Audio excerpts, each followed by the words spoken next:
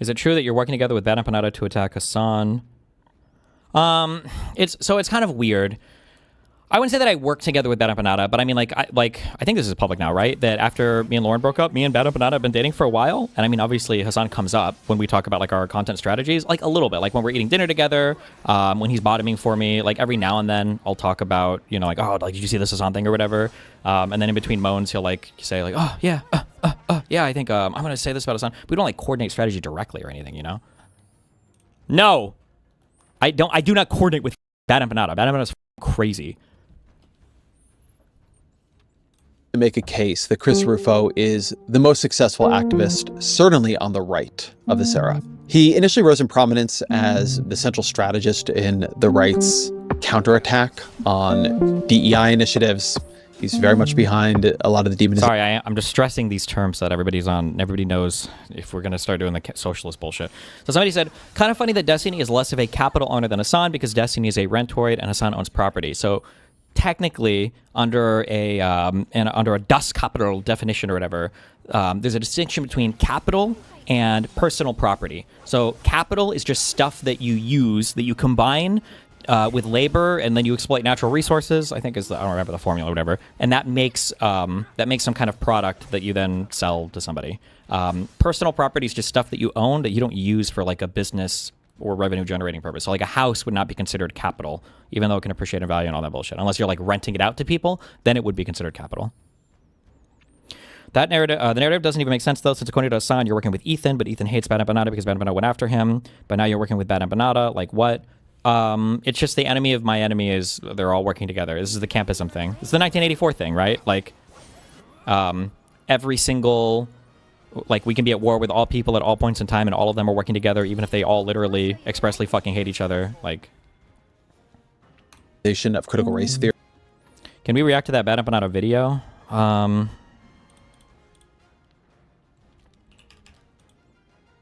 Where is it? Hold on.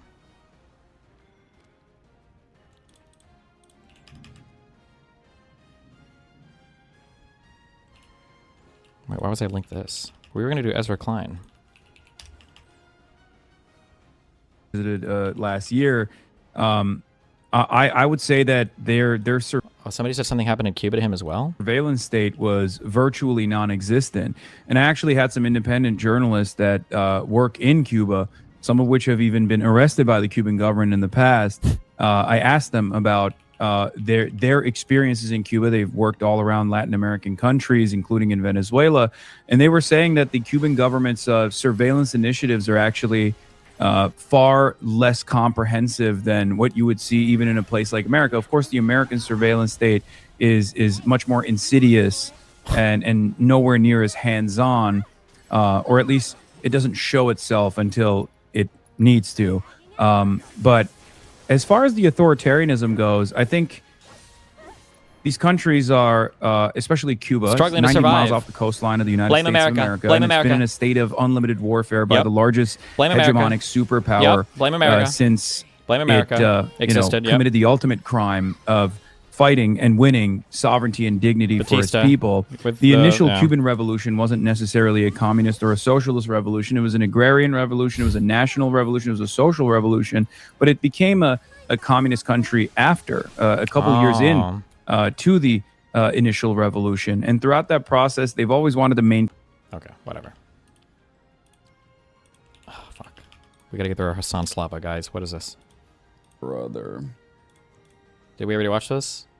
Some friend of his got arrested? I didn't see it. Have been sent administrative... Yeah, we did. Please, Trump. The one thing you could do. The one thing you could do. Trump. He's about to say, but she's been in there for a long time. Representative since 1996. Bro. They DSA'd a 30-year incumbent, you guys. Heroes who has lost. What? How old is Malat? God damn it, I'm never going to get this name right. Melat Kiros. She's 29 years old. My goodness. It's just this is a Star Wars name. Let's be honest. This is a name of. Wait, why the fuck was he just so Islamophobic there? What? I'm sorry. What? This is a Star Wars name? Nothing to it. Wow. Wow. You racist piece of shit. That's what they said in here. Racist motherfucker. Who watches his Interesting. bald ass? Racism already? Racist fucking baldo? Bro came in hot. Wow, that was really racist. I love that reaction. Some. Did you defeat the Toad King? Apparently, it literally is. He's about to say, but Actually, it actually is a Star Wars name. Kuros is in Star Wars. It's a location. Now we don't have to worry about the king and his smelly friends. Thank you so much. Here, this is for you. Hello everyone. So Hasan Piker is yet again engaging in outright slander of people to his left, this time attacking me and calling me a Fed as in an agent of the US federal government for daring to criticize him. Now that's an especially interesting accusation given that What is Hasan's reason for not talking to Hutch? Is it really just due to a mild association with you? Hutch is probably another person that he's built up a mythos around. Anytime you invest a significant amount of time building up myths around the people that you don't like, and the only engagement that you have is through like very carefully curated clips and everything, you've created a there needs to be a better word than straw man. I say caricature. But you beat Final Fantasy 7, you're playing a hard mode. I'm like, I have like 3 things I need to just complete the playbook, so or the whatever. So I'm just doing all of them. Fuck it. But once you've created such a compelling alternate reality version of a person, you can't ever really engage with that person in real life because the whole reality just comes crashing down. It gets very, very, very weird. Vosh ran into this issue with me. A lot of the people online who just, by a lot, I mean, I guess everybody that does politics now, because all of this is just built on lie after lie after lie after lie after lie. You can never directly engage with the person because you can't, because it's just they've like it would just your audience would have such a hard time grappling with the person.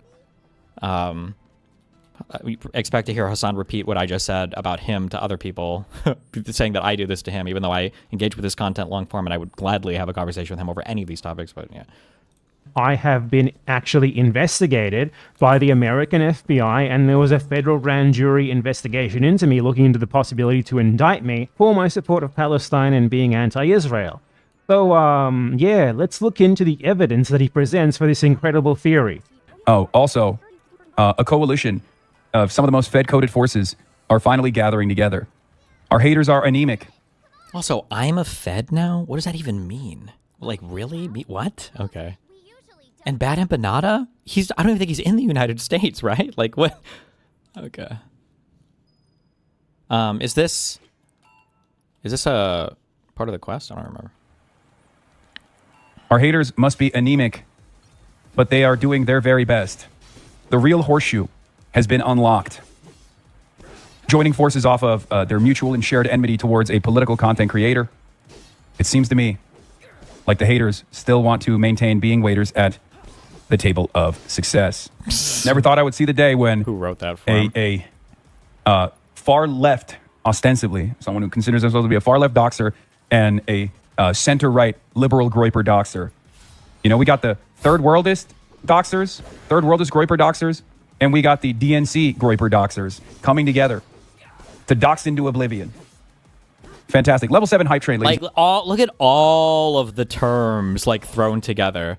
Like, oh, this guy? Isn't this guy like a groiper? Isn't this guy like a groiper DNC, like, far-right capitalist, like, Protoss main, supports the Andor Stormtrooper? I don't know fucking what else, but it's like all the buzzwords, like, thrown together. Like, really? Keep in mind also, nobody has amplified Bad Empanada and all of his doxing behavior more than Hasan Piker. Hasan was the most popularity that Bad Empanada ever got on stream. And not popularity like debating him, like I did to Fuentes when people accused me of being the sole progenitor of fucking Fuentes' entire career, that I'm the person who literally gave him everything. But like that, literally, like just had Bad Empanada on his stream, was giggling about, I think they were talking on stream directly, right? And then, you know, was showing him doxing everybody in the video. It's just, whatever. Gentlemen, love you, dude. Thank you for the 5 gifted subs.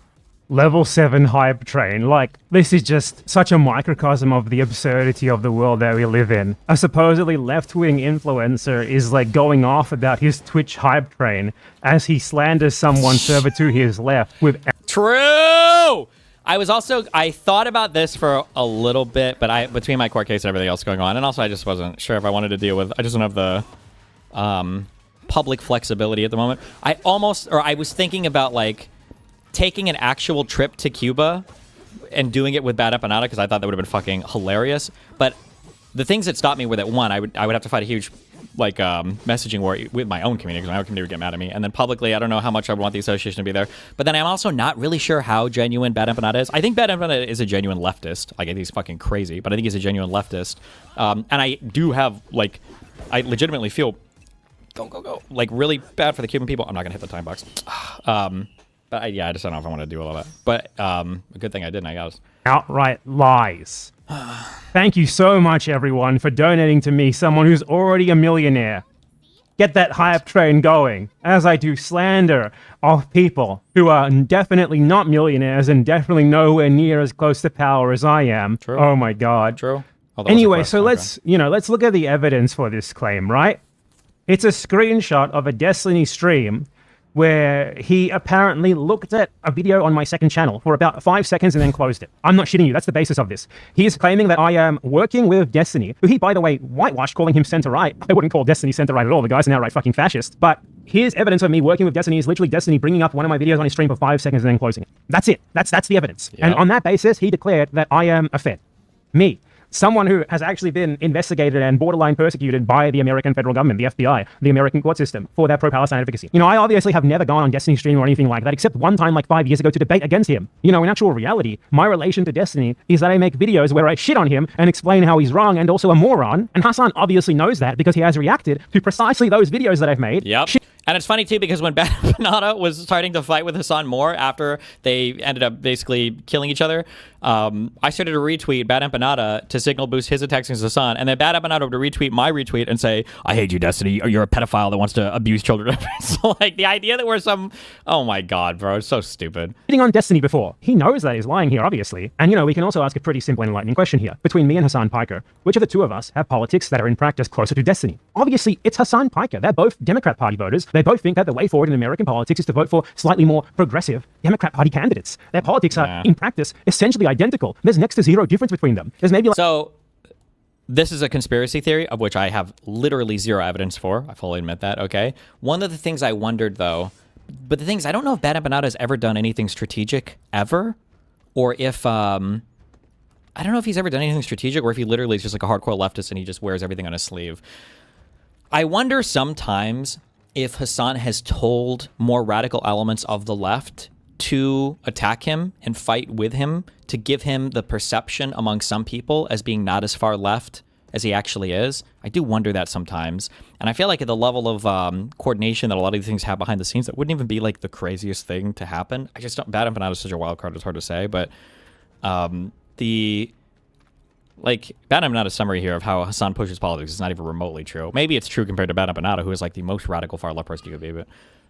like 4 or 5 differences in their preferred candidates, and that's literally it. Whereas I reject the Democratic Party entirely. So how does this motherfucker get the gall to accuse me of working with Destiny based on some shit he made up, when in actual practice... Because this line is... But it could be... the problem is this could be... wait, what was the breaking point between Bad Empanada and Hasan? I think it's that Hasan still wanted to play nice with the Democratic Party and Bad Empanada wants to like burn it all down. But the line that Bad Empanada just gave is the perfect cover for Hasan, right? Like if Hasan was writing a script for a far lefty to fight with him, he would write that. I need you to say that you want to burn the whole Democratic Party down, and I don't. I just want like a few, I just want to like swap out a few politicians, but for the most part, I'm like aligned with the whole Democratic Party. Like me and Destiny, we would vote for like all the same candidates. Like that would be the perfect line to write for Bad Empanada if Hasan was writing a controlled opposition line. But I don't know. He and Destiny are infinitely more aligned than me and Destiny will ever be. Hasan has worked with Destiny way more than I ever have, and if I use his logic here, where if someone looks at one of your videos, that means you're working with them, then he's working with fucking Asmongold. Oh look, I typed Hasan Asmongold into YouTube, and I found a video of Hasan Piker with Asmongold on his stream. He's definitely talking to him right here. These two are best mates. They're working together. horseshoe theory in action. Isn't the horseshoe theory thing interesting, right? It's clear just how much Hasan Piker is becoming more and more right-wing, and that now he's literally using the most liberal centrist coded bullshit ever, like horseshoe theory, to attack people to his left. But yeah, this is the sort of logic that he's engaging in here, right? And this is exactly the sort of attack that Hasan has to engage in against me, because he's unable to actually react to my criticism honestly, so it's just defamation, defamation, defamation, slander, slander, slander. Nothing else. He's totally incapable of anything but this. You know, when I respond to Hasan, I show you what he says. I show you what he says extensively. I bring the receipts. I show his arguments and I respond to his arguments. When Hasan responds to me, he just fucking lies. He doesn't show a single fucking second of anything that I actually say about him from any of my videos. Frustrating, huh? That's pretty frustrating, huh? Yeah, true. That is how Hasan works. He just sits there doing defamation and slander the whole time. Like this, it's insane. It's the only thing that he's capable of. Because fundamentally, he knows that he's a fucking bullshitter. He knows that the stuff that he's saying isn't true. He knows where he's leading people. And someone like me who's pointing to it, who's calling it out, is a great inconvenience for him. You know, a couple of months ago, Hasan was like pretending that he was getting subpoenaed by the US federal government for going to Cuba. Now, that never actually happened. All that happened is the US Treasury Department sends an email to Code Pink, not even Hasan. And I joked about that at the time by posting an image of Marco Rubio asking me for info on Hasan Piker so they could put him in prison, like a fake DM in Fortnite of Marco Rubio. Let me show you that. Marco Rubio. Hello, I hear that you have information about Marxist communist Hasan Piker. Now, Hasan's fans went ballistic about this, and they were like, oh my god, bad Empanada, how dare you not show solidarity with Hasan Piker in this moment, you piece of shit. Meanwhile, the FBI actually investigates me for real and subpoenas me for real, and Hasan goes on his stream live and doesn't just not show solidarity, but smears me as a Fed. This guy wouldn't show any solidarity with you, you know? So when they demanded of you, remember that. If you are someone to his left who criticizes him from his left, you could expect this same sort of level of solidarity from him when the US federal government comes for you. And they came for me. Let me show you the part of my recent main channel video where I show this.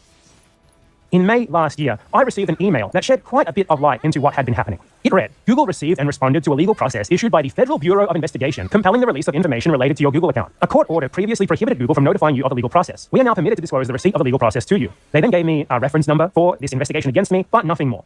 So that was pretty interesting, and also enlightening as to what had previously been happening to me and people who know me. Clearly, there had been a more formal, serious investigation into me than what I had known about. And they attached a copy of the subpoena, which was a grand jury subpoena. Pretty serious sounding, right? Now, I thought that if this is a grand jury subpoena, Damn. Grand jury subpoena, meaning they were seeking an indictment, right? That's what that would mean if you are, or is it that the grand jury itself issues the subpoena, rather than an investigator or a prosecutor on behalf of the subpoena? But that's I mean, it was a grand jury was involved, so they were looking for an indictment there. That's pretty crazy. That's pretty crazy. Damn. That's not just an FBI investigation. What the hell is that? That sounds like a trial. But then I looked into it and I found out that apparently in the US, they convene juries for investigations, not just for judging trials. So it probably was an actual trial and was rather just investigation. You know, I think it would have been weird if they had had an entire trial. I don't think he understands the process, or I'm misunderstanding something, but I think he's downplaying it there. If a grand jury has been convened, that's because they're trying to get an indictment against you to charge you with a crime, to charge you with a crime, and then to arrest you and then to arraign you and read your charges and everything. So, ooh. Pretty weird.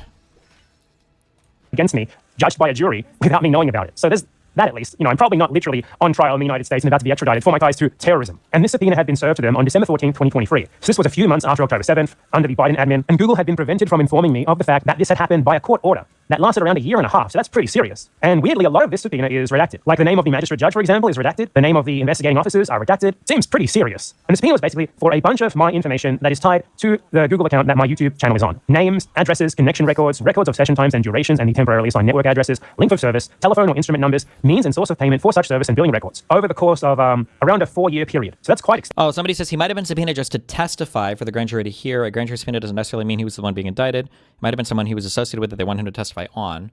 Well, but then why are they subpoenaing his emails? I guess maybe. expensive. So yeah, Hasan Piker is creating elaborate slanderous narratives based on nothing more than a fucking screenshot of a Destiny stream to smear me as collaborating with fascists, Gotcha. while he actually collaborates with fascists for real. For example, he was helping to rehabilitate the image of Ashley St. Clair, who is a literal Nazi influencer, a so-called former Nazi influencer rather. She spent years doing genocidal Nazi propaganda bullshit, and then he invites her onto his stream to help her start like a new pretend left-wing influencer career now that her old grift isn't working anymore. Hasan Piker gives gifts to genocidal Zionist fascists like Bernie Sanders. Last time, I was supposed to give you a Japanese Communist Party pin that I got in Japan, and I still forgot to bring it today. So I'm instead going to give you, do you know what this is? Nope. An evil eye. And so I'm going to give that to you. We say, in Turkey, we say nazar, which means like, you know, I'm having a hard time taking this off. All right, well, you give it to me later. And he endorses other genocidal Zionists like Brad Lander, the former New York City comptroller who invested millions of dollars into the Israeli arms company Elbit Systems, along with many other Israeli companies. Good morning. Great to see you. Brad Lander is running. This community means everything to me. I'm not going to be sold on Brad, but if he wins, I don't care too much. I like Brad Lander. Like I said before, in the absence of Zohran Mamdani in that crowded primary for New York mayor, I would have probably gravitated towards him. But you are forgetting what he did as a Jewish human shield for Zohran Mamdani. The pure level of projection coming from this guy is off the fucking charts. The end result, like if you want to see the results of what he's doing, just search Twitter for the term Hasan Piker Democrat. These people accuse you of being a Fed, and then you look at the sort of political end that they are serving, and their fans are now openly identifying as Democrats. That is one of the two wings of the US two-party system, of the US federal government, of genocidal imperialism, of Zionism that did the genocide in Gaza. His fans are posting, "We are Hasan Piker Democrats. We're members of the Democratic Party." He's accusing other people of being feds, like the fucking US federal intelligence agencies are terrified of you turning people into Democrats like this. Is that the thesis here? The US federal government is seeking out people further to your left to attack you for shepherding people into the Democratic Party?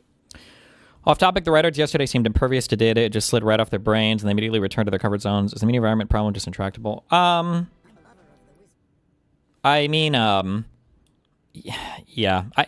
I just didn't care that much. I realized as soon as I got like a little bit into the conversation, I was like, I don't think I have the energy right now to do this type of debate. A proper debate would have been like, let's take one by one these USAID claims.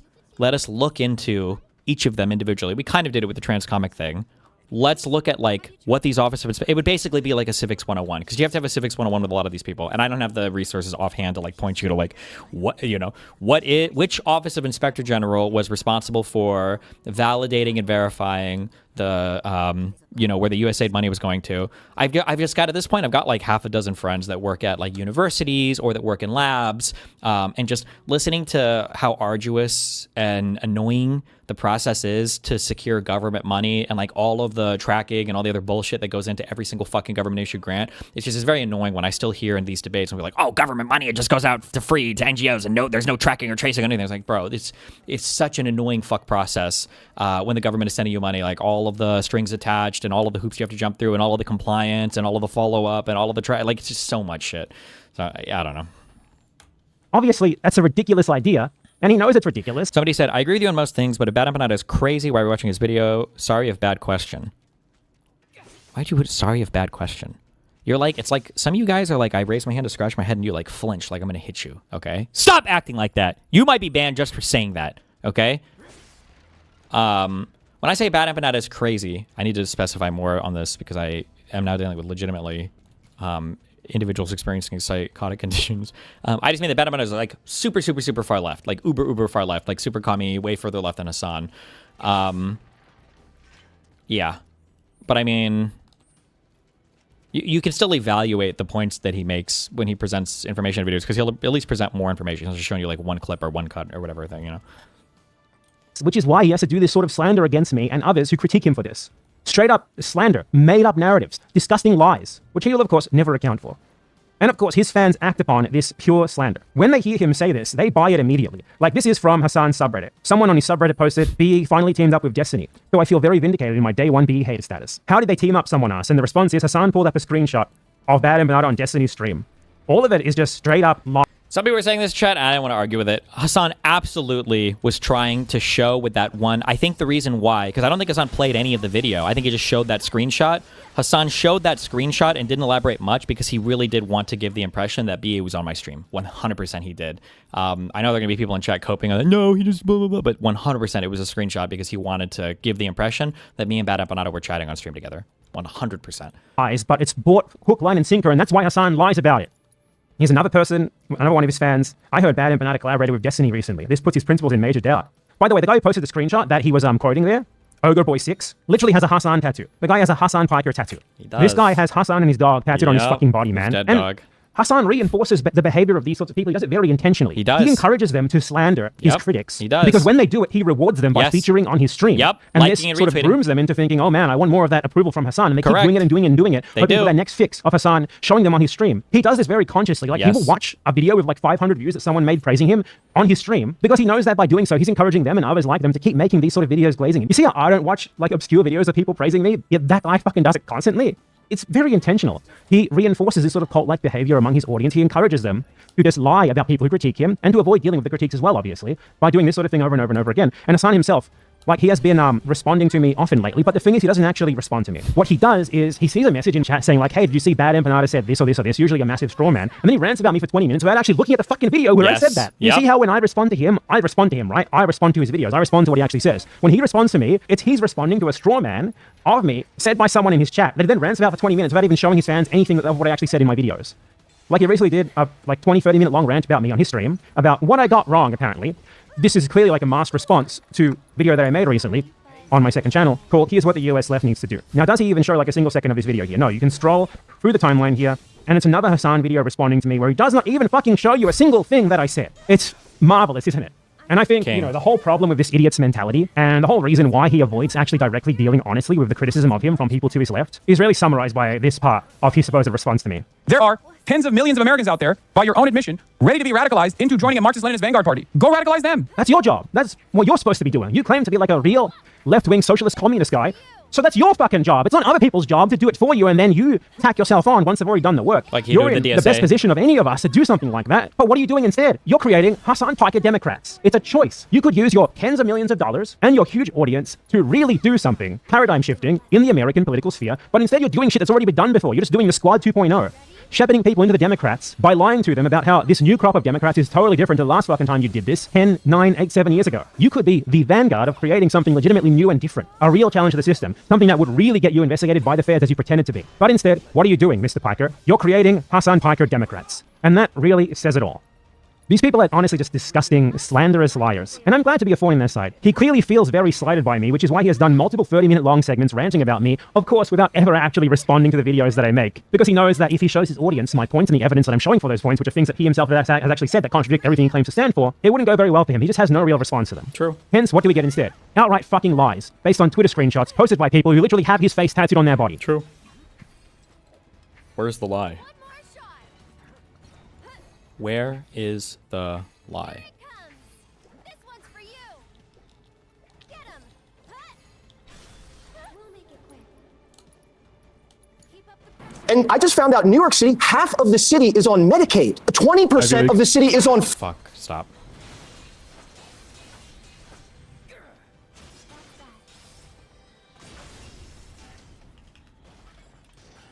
Deep lore. Why is Raiden acting weird towards Emma here when he should be happy or relieved?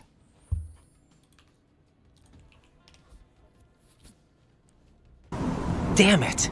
Damn it. What's wrong? This door is security level 5. I don't have card 5. Damn. Giving up already? Ta-da! What the? What? Are you impressed? You should have told me you had it. Ooh. Well, the truth is, I just remembered it myself.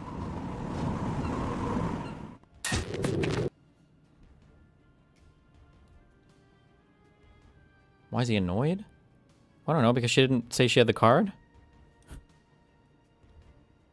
He doesn't think that she's the ninja person, right? At this point, where they weren't sure who the Deep Throat person was or whatever? I don't think so. I don't know.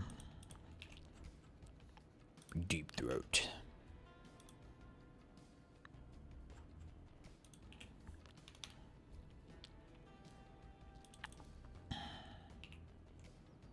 How do you think Hasan should deal with people to his left? I don't even know what you're asking me. Why would I give him strategy when I hate his entire political project?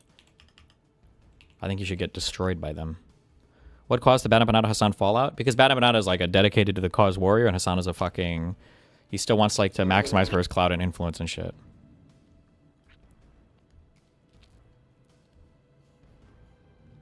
How do you feel about the replication crisis? Is it a real problem? I mean, it's an issue in that like we don't reward like doing research on things that have already been researched before, or like redoing studies to verify that the findings were accurate. But Hey, I was playing soccer with my friend over there. Like, I don't know if this is gonna be recording or if you guys are gonna see it, but like the truck, my dad has the same one, like where you get out and where the foot thing is, so like you can jump off of the truck and get out safely. Yeah, the ball hit right there. It hit like right on that, but like the one on the other side, and it set off the alarm for a bit. And I just want to apologize for that. I don't know if anybody's home or if they're sleeping, but I just want to apologize for that. I thought, what? This is a Corey book. Hey, okay.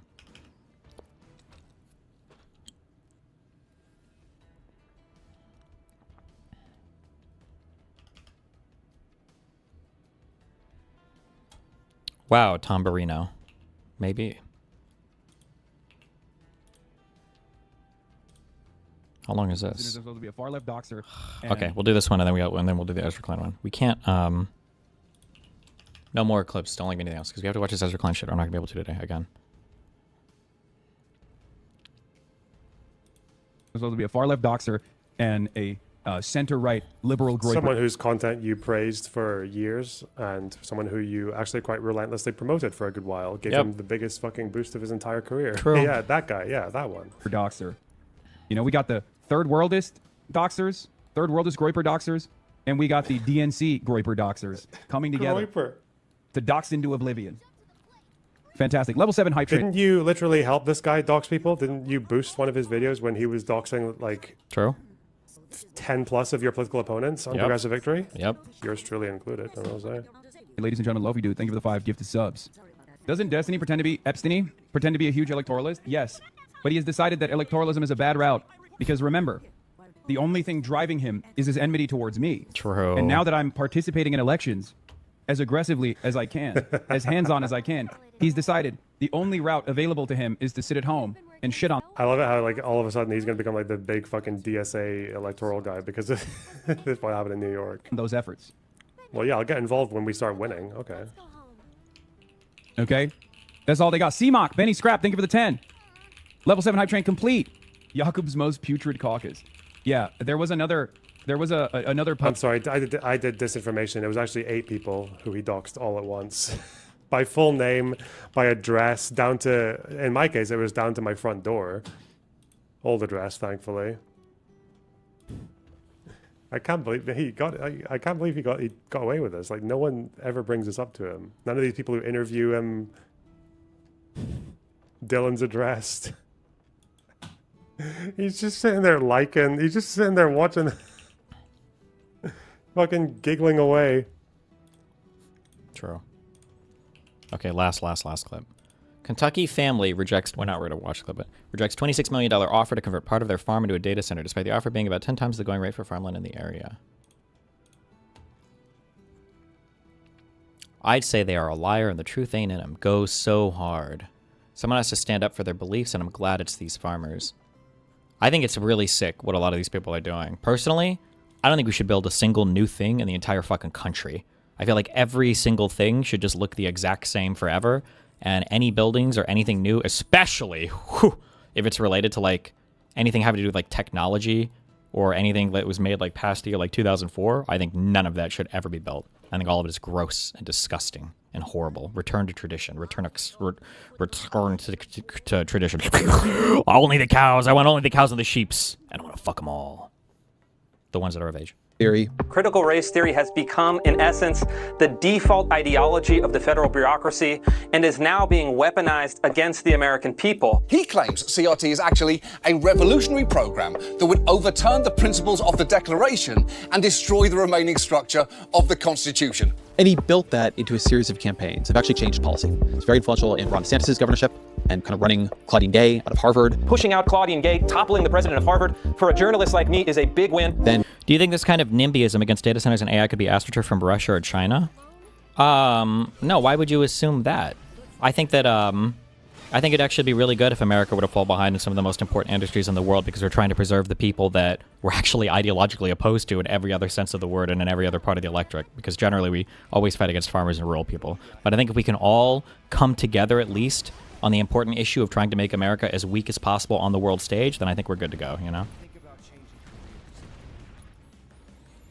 in Donald Trump's second term, quite a lot has come out of Rufo's work, for better and from my perspective, for worse, from a lot of Trump's early executive orders. We've ended the tyranny of so-called diversity, equity, and inclusion policies all across the entire federal government and indeed the private sector and our military. To some of the work that led to the ICE and CBP deployments to Minnesota. This week I published an exclusive story exposing the Somali fraud rings in Minneapolis, Minnesota, which are stealing billions of dollars from American taxpayers. Whatever else you want to say about him, Rufo has quite significantly affected the world we live in. Why have I never heard of this guy before? Or do I feel like I don't watch or see much of his media? Is he more like a behind-the-scenes person? I mean, he was on a show right there, I guess, so.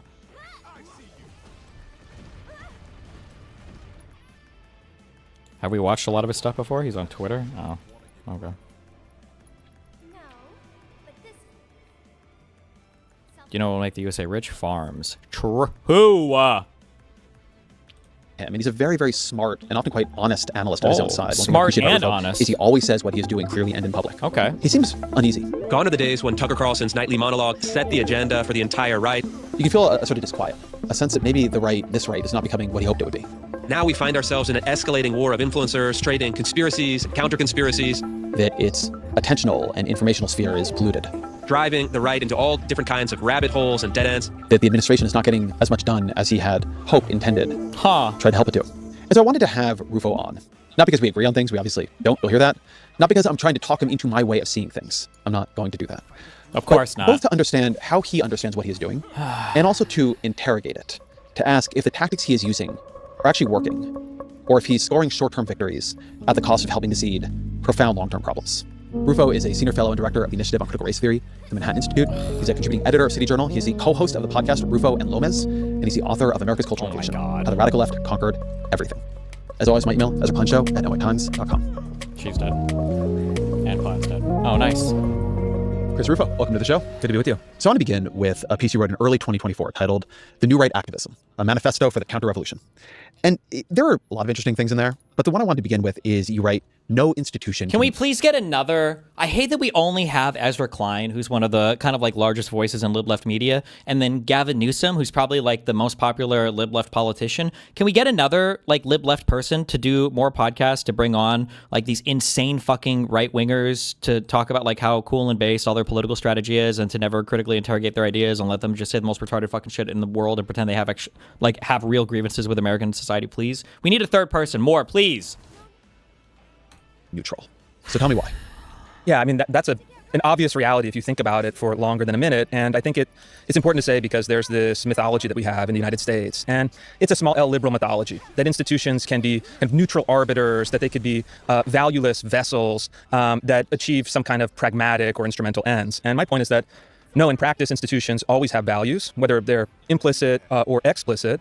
And for those of us who are on the outside of many powerful institutions, there's a lot of value in simply revealing the underlying reality. And in fact, political fights are at heart the fight for who determines the values, what values are installed in an institution, and then therefore what kind of decisions get made. So I just take a lot of the arguments about institutions, particularly within the broad philosophical tradition of liberalism, to argue that they can have neutral treatment.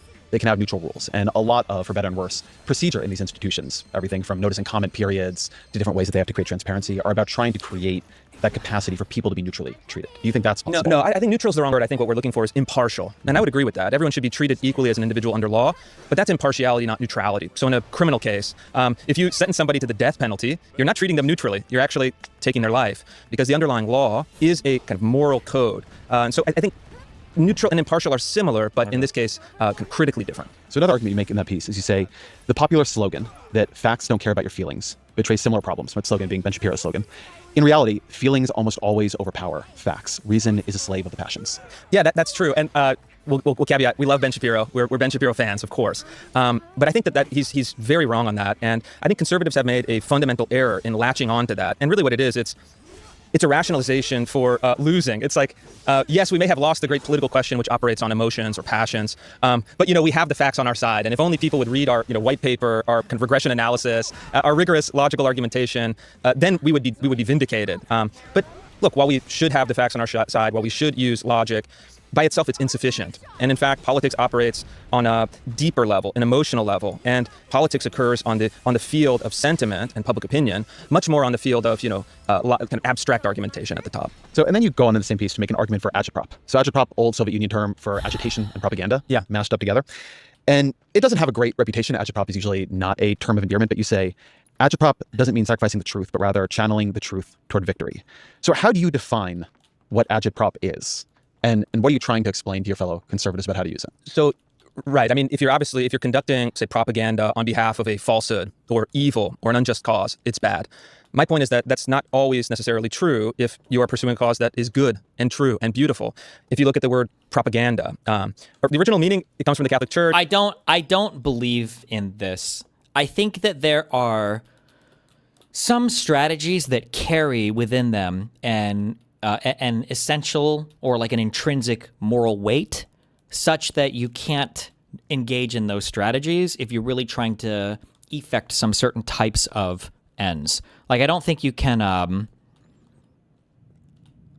I'm trying to think of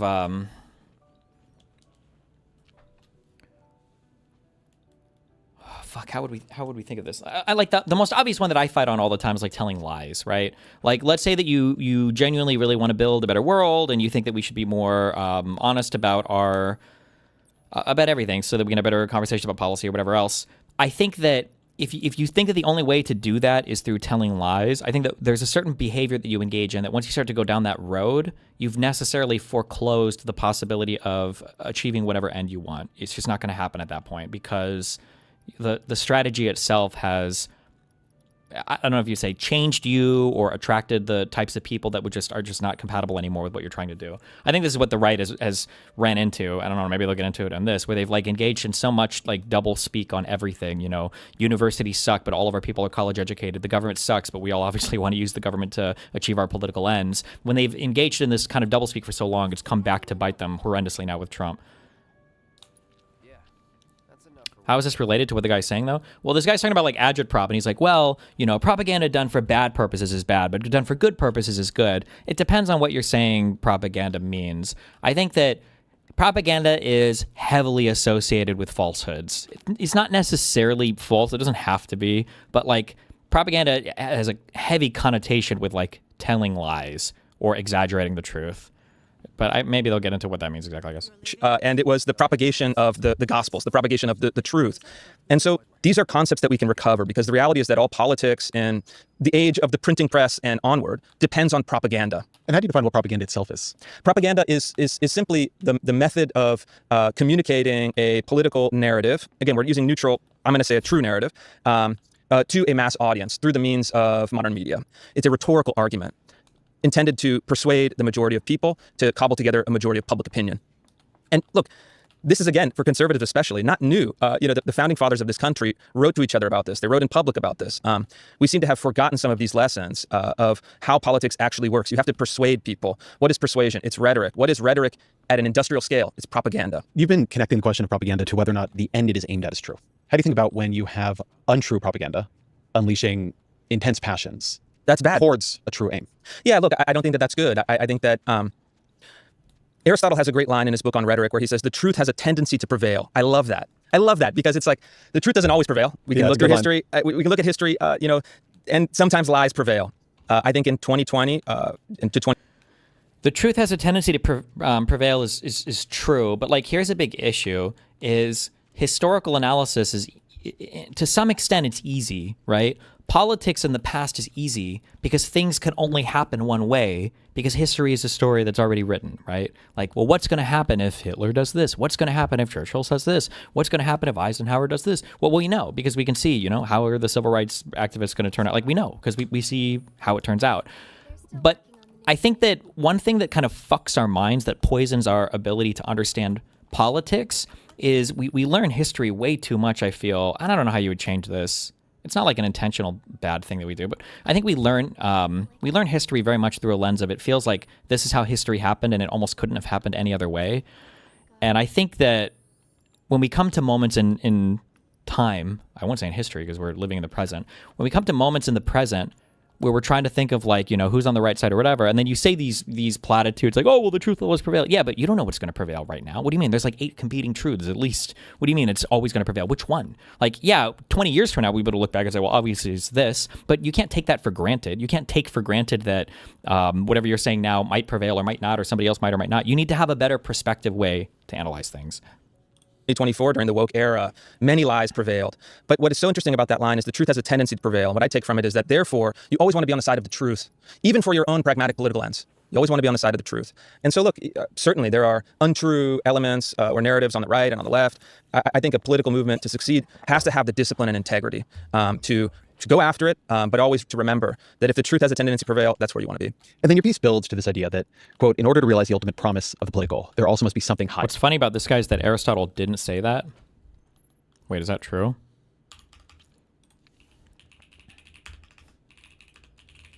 Is he just like quoting like a mom quote and it's actually not? Aristotle did not coin the exact phrase, the truth always prevails. Instead, he taught that truth is based on the correspondence theory of truth. This means that truth happens when we say or think things that actually... Oh, this is like a epistemic? perspective.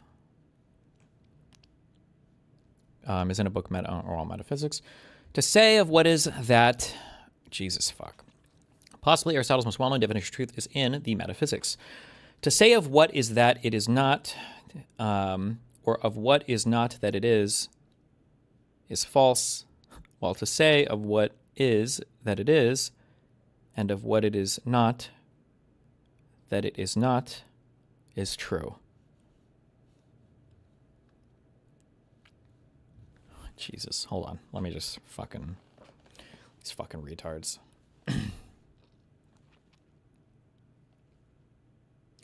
Okay, it is. To say of what is that it is not, or of what is not that it is false, obviously.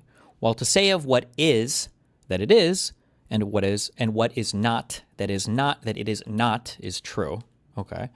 For example, assuming that it is the case that snow is white and that it is not the case that snow is blue, that when we speak falsely, if we say that snow is not white, or if we say that it is blue, and if we speak truly, if we say that it is white, or if we say it's not blue, it's not clear whether he has a so-called correspondence theory of truth in mind, or something more like a deflationary theory, since he's not clear. He's also metaphysical.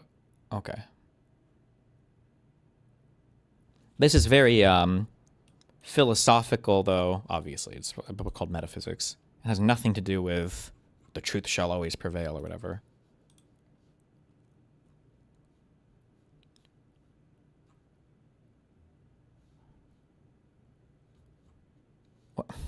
Where did he even get that from then? Hold on. Elements or narratives on the right and on the left. I think a political movement to succeed has to have the discipline and integrity to go after it, but always to remember that if the truth has a tendency to prevail, that's where you want to be. And then your piece builds to this idea that, quote, in order to realize the ultimate promise of the political, there also must be something higher. Yeah, look, I don't think that that's good. I think that Aristotle has a great line in his book on rhetoric where he says the truth has a tendency to prevail. I hate it when people, I'm being so fucking pedantic here. I hate it when people say things like, oh, this guy has this great quote from this book, because you're trying to sell the idea that you read the book rather than just you like ripped the quote out from someplace on the internet. You're like, oh, in this guy's book. Please be heirs, please be heirs, please be heirs, please be heirs. Yes, I've got them all. Yes! Okay, wait. Aristotle. Book. Wait, Aristotle. Rhetoric. Truth prevail. Is there any quote even remotely similar to that?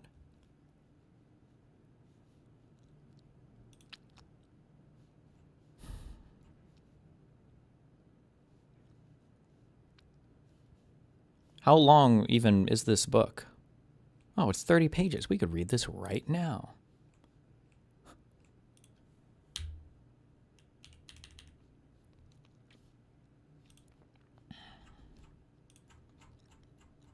Book 1.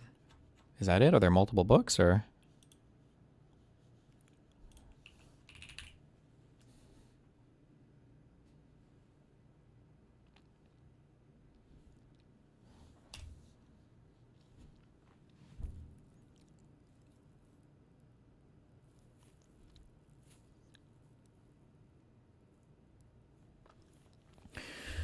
It is clear, then, that rhetorical study in its strict sense is concerned with the modes of persuasion. Persuasion is clearly a sort of demonstration, since we are most fully persuaded when we consider a thing to have been demonstrated. The orator's demonstration is an enthymeme. Enthymeme? Enthymeme. An informal argument where one or more premises, or sometimes the conclusion, are left unstated because they are assumed to be obvious to the audience. Okay. The orator's demonstration is an enthymeme.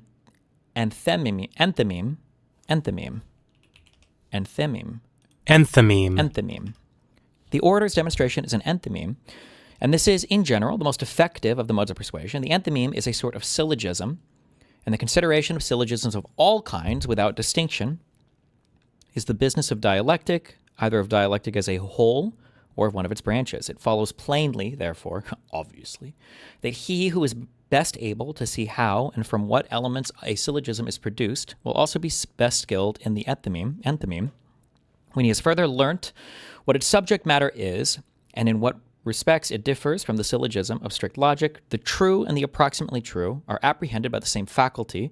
It may also be noted that men have a sufficient natural instinct for what is true, and usually do arrive at the truth. Hence, the man who makes a good guess at truth is likely to make a good guess at probabilities.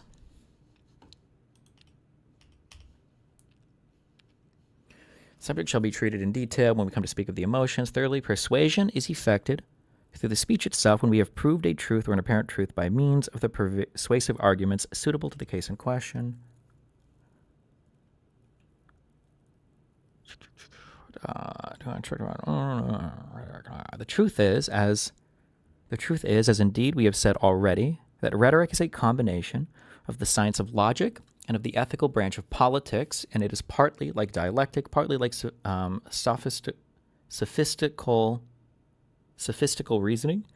But the more we try to make either dialectic, rhetoric not what they really are, practical faculties, but sciences, the more we shall inadvertently be destroying their true nature, for we shall be refashioning them and shall be passing into the region of sciences, dealing with definite subjects rather than simply with words and forms of reasoning, even here, blah, blah, blah. Okay. I don't think he ever said anything like this. I don't think that's what rhetoric deals with. That's my takeaway from the 17 sentences I've read. What? My channel's back, man. Anything else? It's back, yeah. Woo! Woo! That means MSJ, that's confirmed. Good one. For, soon. Thank you for the retweet earlier. Yeah, that was all me. Check my DMs. Check your DM. I'm looking. Just because. Okay. Therefore, you always want to be on the side of the truth, have the discipline and integrity. Wait, search prevail on that page you were on. Prevail. Rhetoric is used because things that are true and things that are just have a natural tendency to prevail over their opposites, so that if the decisions of judges are not what they ought to be, the defeat must be due to the speakers themselves, and they must be blamed accordingly. Yeah, I guess, but I feel like this. I've never read this before because I don't actually read philosophy. I just read Wikipedia's. But it sounds like this book, Rhetoric, has to do with a combination of having some, I don't know if epistemology existed in any formal sense back then, but it has to do with some understanding of like, how do we know which things are true? And then how do we persuade other people to believe those things are true? How do we properly demonstrate to somebody a truth? And then that like thing, I guess, is called rhetoric. And that's what this is about, I think. That's my guess is where this is. And so the book is kind of about this. But I don't think that when you say that, like, oh, here's this profound quote from Aristotle, the truth tends to prevail, I don't think was a deep analysis of history. I think it was just like a rudimentary argument being made in here that, like, well, it would be easier for me to convince you that pigs can't fly than pigs can fly because so many of our faculty are going to lend itself to observing that pigs, in fact, cannot fly, right? And then forming all the argumentation around that and demonstrating that, blah, blah, blah, blah, blah, blah. This is I don't care. I don't like this guy, so... To go after it, but always to remember that if the truth has a tendency to prevail, that's where you want to be. And then your piece builds to this idea that, quote, in order to realize the ultimate promise... Actually, I'm going to go even deeper on that. I don't like that he misattributes this quote here, because when he says, Aristotle says the truth has a tendency to prevail, the implication there is that the truth in a macro form has a tendency to prevail on some like political... battle or whatever, rather than Aristotle's making a very precise argument about an individual kind of like conversation or analysis that things that are true are going to be more likely to be accessed by our faculty or observed by us than things that are not true, obviously. He's making a far more like abstract political argument here that I don't really think is appropriate to quote from, it seems like, from the Rhetoric book. But that's just my opinion, what do I know? Suck my dick. Of political, there also must be something higher, a telos, which is the Greek word for something like an ultimate end. A final cause. A final cause. Yeah. So one reason I've been focusing on this piece is to understand the way you do your work and what your work is. So what is your telos? Well, politically speaking, let's leave it at that. Yeah, I don't mean your family. Yeah. I mean, I think I want to have a restoration of the principles of our republic. And so if you're thinking about our republic, you're thinking about those guiding principles where they have strayed over the last 250 years. I want to have a restoration of that. And so I'm constantly looking backward at the founding and trying to... I really, really, really hope, hope that he gets into examples, because what do you mean when you say that, right? Like, freedom of speech can mean a totally different thing to every single person. Like, I hope that he gets into this some, but we'll see. understand it better, and understand how to bring those principles forward. And so you want to have the principles of liberty and equality. You want to have a functioning, healthy republic, and you want to have a culture that is organized according to virtue. And in particular, the virtues of our Western, and so you want to have the principles of liberty and equality. You want to have a functioning, healthy republic, and you want to have a culture that is organized according to virtue. I hate words where you are. I hate phrases that beg the question, where the conclusion is baked into the word itself, right? Like murder, definitionally speaking, we define murder as the unjustified taking of life, the unjustified killing of another person. So and then bad is like a moral judgment on a thing. It's a normative judgment. We should have less of bad things and more of good things. This is like true, right? Murder is bad. You're not saying anything there. Bad is baked into the word murder, and murder is necessarily something that is bad. Unjustified, an unjustified thing is bad. We view this as a bad thing. So when somebody says things like, "I want a society that has more virtues, that brings us in line with good things," like yes. Everybody does. That's all of society. The question is, what do you define as good or virtuous? But whatever. I'm trying to understand it better and understand how to bring those principles forward. And so you want to have the principles of liberty and equality. You want to have a functioning, healthy republic, and you want to have a culture that is organized according to virtue. And in particular, the virtues of our Western Anglo-American civilization. And through my personal observations around the world, as well as my study of the past, I think the Anglo-American civilization, the principles that have animated our republic for the last 250 years are still the best that we could hope for. So from that perspective, we're 17 months into Donald Trump's second term. Is that all? It feels like longer. Tell me about it. It feels like longer for you guys. Is probably. This administration building the kind of country you want to see? Yeah, I think so. And here's how I would assess it. On the elements within Article 2, so the executive power, I think Donald Trump has done almost everything he could do. Great people with the administration have done almost everything they could do to advance this kind of vision of the country. And liberty, equality, virtue. Yes, and I think that the momentum was strong year one. I think it's trailed off in year two. And could that be the executive has lost some of its energy? Yes. Could it be that public opinion has softened? Yes. Could it be some of the foreign adventures or misadventures, depending on who you talk to, have distracted focus? I think yes. But ultimately, the problem is that the president has a majority in Congress, but not 60 votes in the Senate. And so fundamental, transformative legislation that I would like to see is impossible. Make the case to me that Donald Trump is restoring virtue. This is a hard case because what you're going to say is that Trump does not exhibit the kind of Christian virtue. I don't know why, in some sense, I get really annoyed. I run a personal tip. One of the biggest advantages I have in my interpersonal life with people is that I'm a varied person. I like sciencey stuff and I like artsy stuff. And if you can do both of those, you're ahead of the crowd 99% of the time. Okay. There's this huge boundary drawing. Men do this hardcore where there's STEM and then there's gay shit. So STEM is science, technology, engineering, mathematics, right? You have computer science and you've got Claude and ChatGPT and you've got all this hard science, chemistry and physics. And then on the other side, you've got psychology and sociology and politics. And all of that stuff is fake and you can say whatever you want about it and it doesn't matter and it's not real, right? Is what a lot of people treat it as. And I hate this because it's allowed, one of the things that this has allowed computer science people, not computer science people, the tech bros to do is pretend that they can step into the soft world of politics and master it immediately. Oh, I know all of politics because, I've worked in the hard science world of computer coding and programming, but not really. Most of these guys are just fucking hedge fund losers or equity managers or whatever. But now they're oh, I've also mastered all of politics as well because I read 2 things by Curtis Yarvin or whatever. And it's okay. However, the people in politics don't do themselves any favors. What? I don't think I could go on to Joe Rogan or I don't know who does a UFC, MMA, whatever podcast and argue that I don't know, Bruce, if I were to just utter a bunch of statements Bruce Lee was clearly the strongest man on the planet and I think he could beat the shit out of any fighter ever. If he existed in UFC today, Bruce Lee would literally beat the shit out of every single fucking person. And then the guy would be okay. Well, so what do you think about blah, blah, blah, and just move on from that. Right? The entire audience would be fucking screeching, would be fucking reeing like crazy. But in politics, we can just do this. So much of what was just said, we're just going to let all of that just stand. For the most part, I think Trump's done a good job. There's been a couple distractions, LOL, Iran. Really? That's it? I don't know. And then, okay, well, that's the next question. When you treat your own discipline with a lack of seriousness, it's not surprising to me that other people do as well. I don't know. Would like to see is impossible. Make the case to me that Donald Trump is restoring virtue.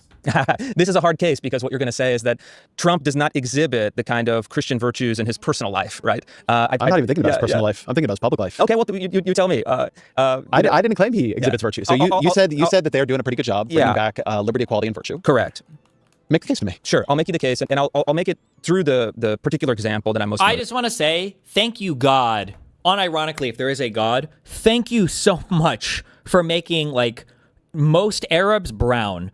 So that when Islam started taking over and all the caliphates and everything existed, thank God that in the American mind, most Muslims are coded as brown people, and the people that are Christian and conservative are too fucking racist to even for a microsecond consider their religion. Because if most Arabs were white, every Christian in this country would immediately convert to Islam. It would give them so much more power to enact all the shit that they want. For Islam, you've got the government that's literally baked right into the fucking religious text. You've got your terms, what is it, Ummah versus whatever the fuck else. You have your terms for your people and the outsiders. You've got guidelines for how to conduct war against like people that aren't part of your religious beliefs. You've got like different like institutionalized things in your text for how to treat people of different religious denominations. You don't have like Christians have to lie to themselves so fucking much to bend and rip and tear even though they tried, whoever the fuck the people were writing about, even though they tried, render unto Caesar, Jesus says. When the at one point the Pharisees show up and they're like, Jesus, don't you think that you should give all your money to God? Like, what about paying your fucking taxes? And the Pharisees are like having a cum bath and they're like, he's going to tell people not to pay their taxes and then we're going to fucking crucify this dude.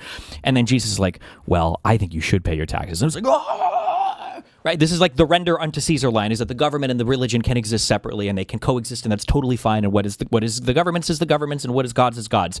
But but Christians hate this. They hate this. They hate this aspect.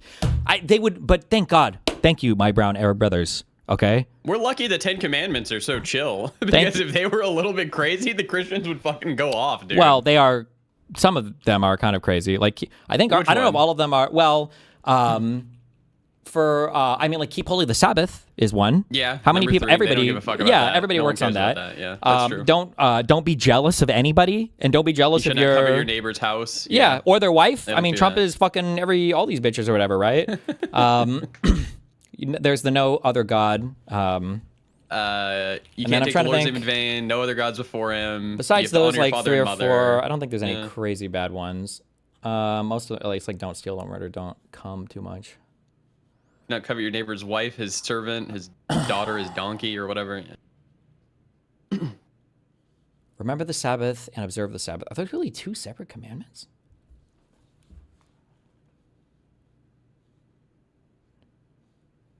Okay. Well, yeah, but anyway, thank you. So one of my big campaigns the last couple of years was the fight to abolish DEI. And so DEI was this idea that had been kind of germinating in the 90s and the 2000s, but really exploded into public life with universal adoption by most large institutions after 2020. And it was this idea that's very... God is more important than your family. I don't know if it's a commandment, though. I mean, like, kind of, but I don't think that God is generally going to be okay with you prioritizing your family because that's what God wants you to do. This is why, also keep in mind, when I give you a religious perspective, I'm giving you the Catholic perspective because this is true Christianity. I can't speak for all the fucking poser religions that broke off and formed their own cringe, whatever loser shit. So like, there's a reason why in Catholicism, there are 7 sacraments, okay, that a human can receive. One of them is holy orders, and that's the one that you take if you want to become a priest. You cannot be married at the same time that you take your holy orders to become a priest, because if you're going to give your life to God and dedicate yourself to the service, you can't give your life to, your family. But God doesn't consider you less of a person because you are married instead of a priest. So I know that the one dude asked him to kill his kid, but he didn't actually kill his kid, right? So Simple. That there are oppressor groups and oppressed groups in the United States because of the historical realities of our country, and therefore to achieve, to move towards equal outcomes, you have to treat individuals unequally according to their group identity. And the president on day one issued an executive order that was very much in line with the work that we have been doing to go and kind of wipe out the DEI bureaucracy throughout the federal government. And so in that case, I think that you could argue that the principle of equality and impartiality, as we were discussing earlier, had been restored. Not totally. We still have some problems with the underlying statutory law. Just recently, in the last couple of weeks, the Department of Justice has taken a buzzsaw to so-called disparate impact doctrine. Same idea. If there are unequal outcomes, it must therefore, by definition, be because of discrimination. Therefore, you have to remedy it by treating people unequally. And so in this case, I think, and because this is the issue I've worked on and have been passionate about, I think that you can make an argument that liberty, equality, virtue have been restored. Are there other problems? Of course. Are we all the way there? No. But on the issues that I personally care about, that I personally have worked on, I think the country is in a much better place than it was 2 years ago. I guess one thing I think about when I think about Donald Trump and virtue is corruption. So I see Trump taking luxury aircraft from Qatar. What? I see his family getting involved in all kinds of crypto schemes where the investors in their crypto schemes in many cases seem to be people who have business before the family, business before the country. The New Yorker sort of did I think a quite conservative tallying up of how much money the Trump family and Trump have made or how much their net worth has increased that has been connected to the presidency. The number was about $4 billion in this term. It doesn't, when I look at it, look virtuous. Yeah. Look, here's my general perspective, and I'll lay it out to you as honestly as I can. He's imperfect, but he does what I want to do. There are the issues that I work on, that I'm passionate about, that I feel like I have some control over or influence over, and there are the issues that I don't. And I think I've been very straightforward in the areas where I think the administration has fallen short. And certainly the perception, and we'll see over time, I'm sure that there will be inquiries, investigations, et cetera, into these business enterprises, is bad. You're not going to get me to defend it. I'm perfectly happy.